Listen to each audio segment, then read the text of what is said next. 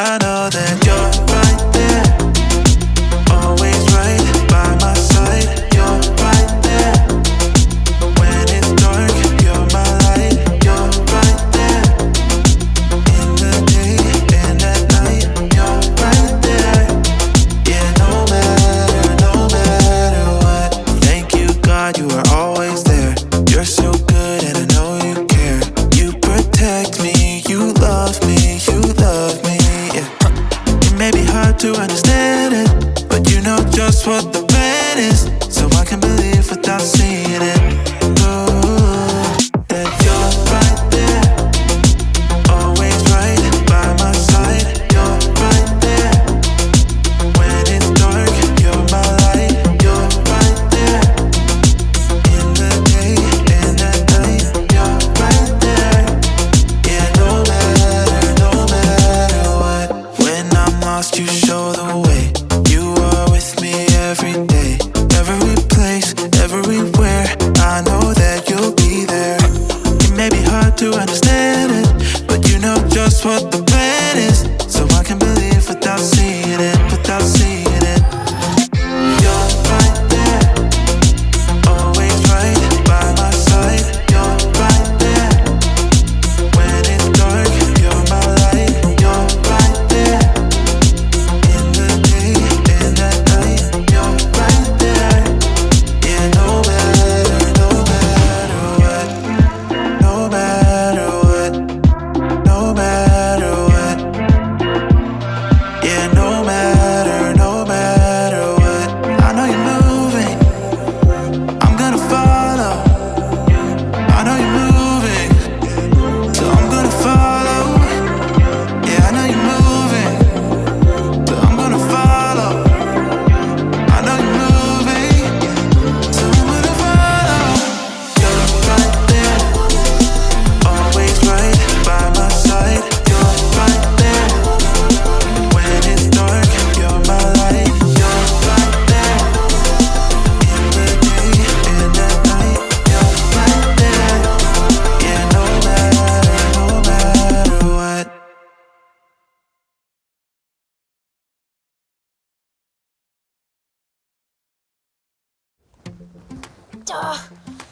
Oh, come on. Welcome to Story Lab. This week, we're taking a look at the story of a guy on the run and the world's most uncomfortable pillow. It was probably harder than this tennis ball. Ow!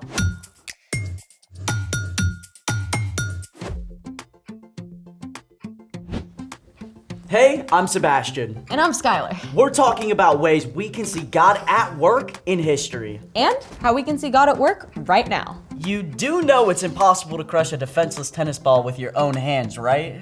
Yeah. And yet, you continue. Well, my grandma watches this old show called The Bionic Woman. See, this girl is in a serious accident, but then she's given all these bionic parts, and she basically turns into a superhero. Who crushes tennis balls? You gotta admit, a bionic arm would be pretty awesome. I mean, we could always build one. Build an actual real-life bionic arm? I mean, more like a robotic hand. Still awesome. Let's make it!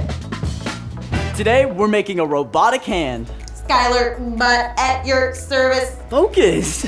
For this project, you'll need plastic straws, jumbo straws, craft foam, scissors, a ruler, a pen, yarn or string, and hot glue. Done, and hold on.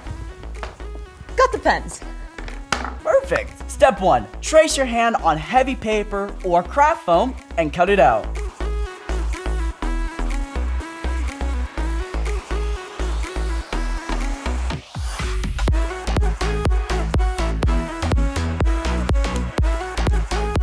Not very robotic yet. Step 2. Cut the regular straws into shorter pieces. It's based off of your hand size.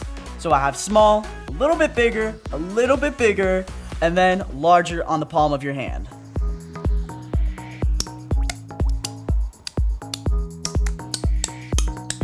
How did I only end up with 6? Check the floor. Alright, so you'll need to cut some of the jumbo straws so we can use them for later, for the wrist. Step 3, you need to glue down the straw pieces onto your hand. Your foam hand. Right. Start at the fingertips, and then the longer pieces between your finger all the way down to your wrist should be the largest pieces.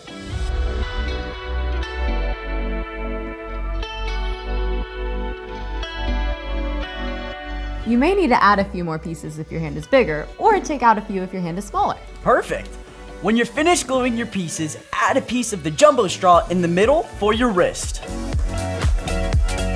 Ta-da! Time for the string? You know it. Step 4. Thread one strand of string or yarn through each of the 5 fingers, all the way down through the jumbo straw at the wrist. If you have a hard time threading your string, you could poke it through with a pipe cleaner or get a grown-up to help you with a large needle. And make sure to glue each string at the fingertip so it doesn't fall out.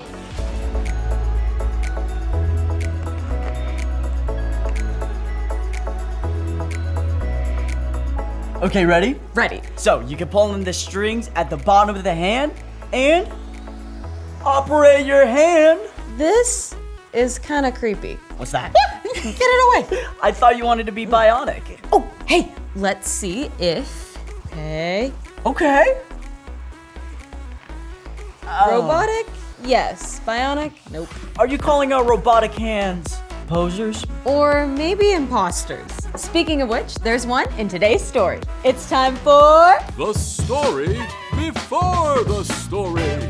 Today, we're in Genesis, the very first book in the Bible. In the beginning, God created the whole world and everything in it, including people. We were made in the image of God, to be friends with God. But the first people chose to go their own way.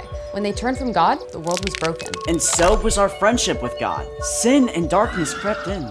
Still, from the beginning, God had a plan to restore it all. God chose one man, Abraham, and promised to bless the whole world through his family. Which is where our story starts. Take it away. Hey everyone, I'm Padma. After many long years, Abraham and Sarah had a son, Isaac, just as God had promised. When Isaac grew up, he married a woman named Rebecca. And Isaac and Rebecca didn't have just one baby. Twins, Isaac. The older son, Esau, was wild and hairy. The younger son, Jacob, was not. Esau grew up to be a great hunter, while Jacob preferred to stay at home. Esau tended to be impatient. Quick, I'm starving. Give me some of that stew. While Jacob could be, let's just say, sneaky. Sure thing, bro. But first, you have to give me your rights as the oldest son.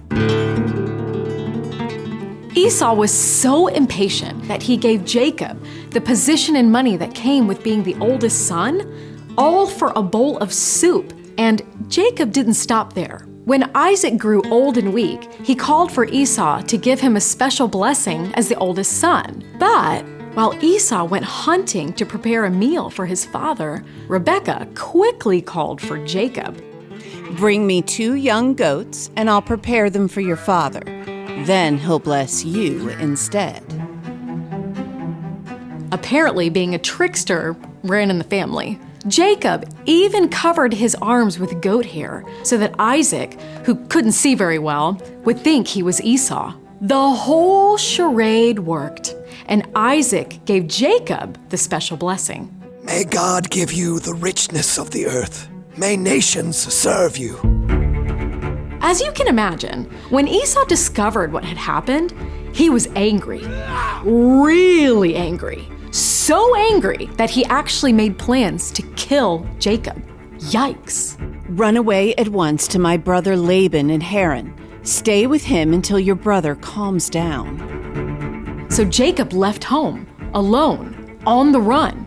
He was at the very beginning of a nearly 500-mile journey that would take weeks of walking. Afraid for his life, Jacob covered a lot of distance that day, and as the sun set, he was far from everything he'd ever known, in the midst of the wilderness. Jacob didn't have a tent or a cot or even a sleeping bag. He simply took a stone and placed it beneath his head as a pillow. Now, I'm not sure I'd sleep very well under those conditions, but Jacob was so exhausted, he did fall asleep, and soon he began to dream.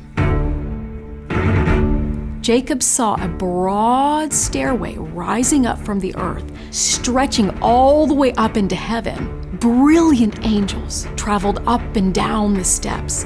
And what's more, the Lord stood right beside the staircase. I am the God of your grandfather Abraham and the God of Isaac. I will give you and your children the land you are lying on. They will be like the dust of the earth that can't be counted. All nations on earth would be blessed because of you and your children.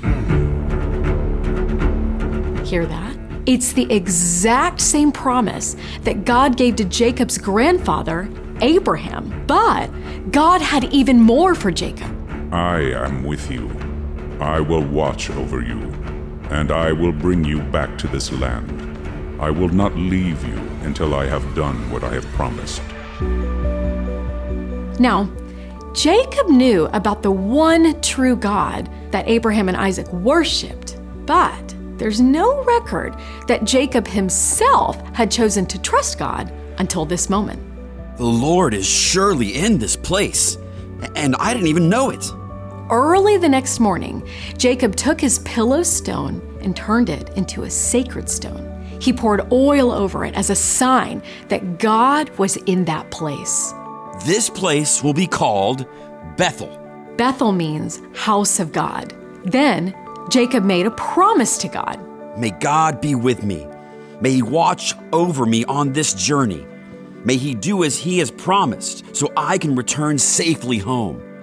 Then you, Lord, will be my God. Jacob continued on his journey to Haran, where he lived for around 20 years. He married and had children, 13 of them. And eventually, Jacob did return home, just as God had promised. Jacob made many mistakes during his life and did not always trust God, but God was still with Jacob because God can work through anyone. The end. Talk about sibling rivalry. There's no way I would trade anything for a bowl of soup. Don't underestimate what being hangry can do. Fair. So, what's our part in the story? Well, Jacob chose to trust when he actually got to see God in a dream. But we don't have to see God with our eyes to have faith that God is with us. Faith is trusting in what you can't see because of what you can see. In his dream, Jacob was reminded of how God had worked in the lives of Abraham and Isaac. Today, we have the amazing privilege of seeing how God has been at work throughout history, recorded right here in the Bible. Over and over, we read how God was present with the Israelites. And God sent Jesus to live on earth with us too. Exactly. Then we see how after Jesus returned to heaven, God sent the Holy Spirit to be present with everyone, everywhere, who follows Jesus. I love knowing that even though Jacob made mistakes, A lot of mistakes. God was still with him. That's right. And you can trust that God is always with you too. Right this very second. I think you've got it. See you next time. So here's the thing. You can trust that God is with you. When you feel scared or alone, When you mess up, when you're trying something new, when you're having a great day, or an awful day. when you're being chased by a robotic arm. Get off, get off, get off! Don't mess with Bionic Woman! Thanks for joining us in the Story Lab. See you next time.